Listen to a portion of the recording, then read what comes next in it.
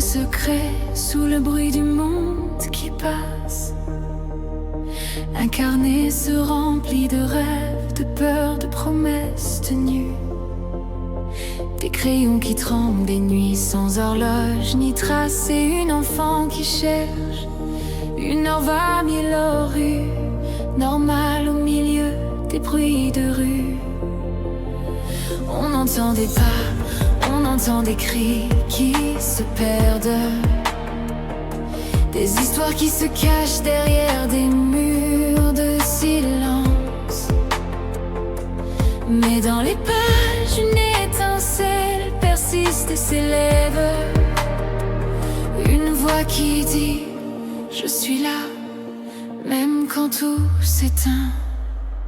Le journal d'Anne et Franck, fragile et si fort, parle d'espoir qui s'élève au cœur de la tempête. Des mots qui percent la noirceur, qui ouvrent une porte et rappellent que toute vie mérite qu'on la chante. Elle écrit pour comprendre ce que signifie être humain, quand l'amour et la peur se disputent le même matin. Les peaux se resserrent, les rêves se font plus légers, mais l'obésite et l'espoir refusent de s'éteindre.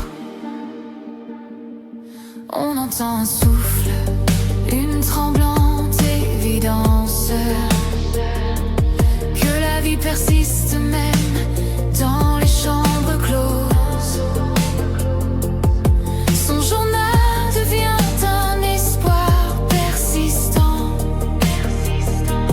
un feu discret qui refuse de s'éteindre, même en silence. Le journal d'Anne et Franck, fragile et si fort, parle d'espoir qui s'élève au cœur de la tempête. Des mots qui percent la noirceur, qui ouvrent une porte et rappellent que toute vie mérite qu'on la chante. Si la peur est grande et que le monde semble loin,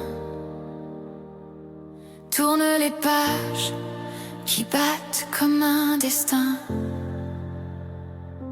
C'est une voix qui dit: souviens-toi,